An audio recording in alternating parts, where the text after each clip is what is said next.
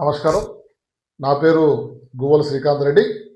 YSR Congress party ఉక్రాయసముద్రం మండల party అధ్యక్షుడిని. ఈ రాష్ట్రాన్ని, రాయలసీమ ప్రాంతాన్ని దారుణంగా చంద్రబాబు నాయుడు గారు దెబ్బతీశారు.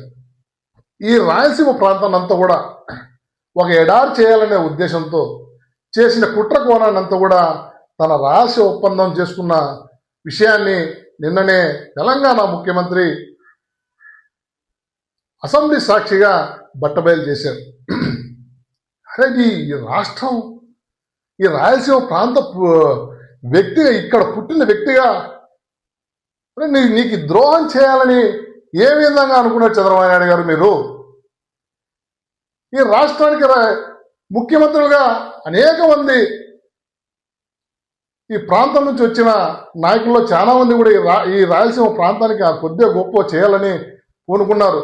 ఎక్కువ మోస్తారు ఈ రాయలసీమ ప్రాంతాన్ని బాగుపెట్టాలనే ఉద్దేశంతో రాజశేఖర రెడ్డి గారు కానీ, తన బిడ్డ జగన్మోహన్ రెడ్డి గారు కానీ ఈ రాయలసీమ ప్రాంతంలోని వ్యక్తులు, ప్రజలు ఎవరు కూడా ఇబ్బంది పడకూడదు, పక్క రాష్ట్రాల్లోకి వెళ్ళి కూలీలుగా కాకూడదనే ఉద్దేశంతో అనేక పరిశ్రమలు కానీ, లిఫ్ట్ ఇరిగేషన్ ప్రాజెక్టులు కానీ, హంద్రీనివా కాలువలు కానీ, ఇరిగేషన్ ప్రాజెక్టులు కానీ అన్నీ కూడా తీసుకొచ్చిన ఘనత రాజశేఖర రెడ్డి గారిది, జగన్మోహన్ రెడ్డి గారిది. అయితే ఈ రాయలసీమ ప్రాంతం పచ్చగా ఉండకూడదు, ఎప్పట్లాగే ఎడారి ప్రాంతంలో ఉండాలా, ఎప్పట్లాగే ఫ్యాక్షన్ గొడవలతో నాశనం అవుతుండాలని ఒక తలంపుతో నువ్వు చేసుకున్న రహస్య ఒప్పందాన్ని నిజంగా సిగ్గనిపించడం లేదా? ఈ రాయలసీమ వాసి బిడ్డగా మేము అడుగుతున్నాం. ఒక రాయలసీమ ప్రాంత వాసిగా మా బాధ ఇది. అయితే నువ్వు ఏం చేయాలనుకున్నావు ఈ రాష్ట్రాన్ని, ఈ రాయలసీమ ప్రాంతాన్ని కూడా? అరే నీ చర్యల్ని మేమందరం కూడా సమర్థిస్తాం అనుకున్నావా? మా కడుపు రగిలిపోతుంది.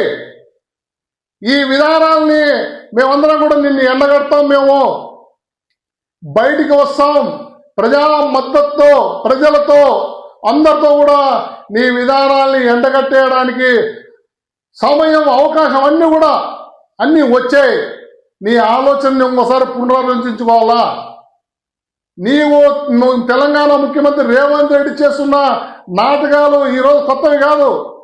ఆ రోజు రాష్ట్రం విడిపెట్టినప్పుడు కూడా 10 సంవత్సరాల మనకి ఉమ్మడి రాజధాని ఉన్నప్పుడు కూడా నువ్వు దొంగ పని చేసి ఓటుకున్నట్టు దాంట్లో నీ శిష్యుడు ఇరుక్కుంటే నువ్వు నీ శిష్యుడిని బయటపడేదానికి ఒకే ఒక్క సంవత్సరంలో 10 సంవత్సరాలు ఉన్న మనకి ఒప్పందంలో ఒక్క సంవత్సరంలోనే అంతా కూడా సర్దుకొని వచ్చి విజయవాడలో నువ్వు ఈరోజు రాష్ట్ర రాజధాని ఆ రోజు కాదనుకున్నావు.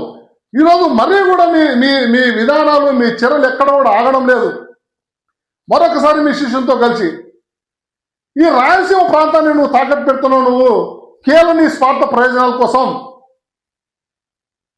అరే ఏం చేయాలనుకున్నావు ఈ రాయలసీమ ప్రాంతాన్ని? ఏం చేయాలనుకున్నావు నువ్వు? మేమెక్కడ కూడా నిన్ను సమర్థించాం. మేము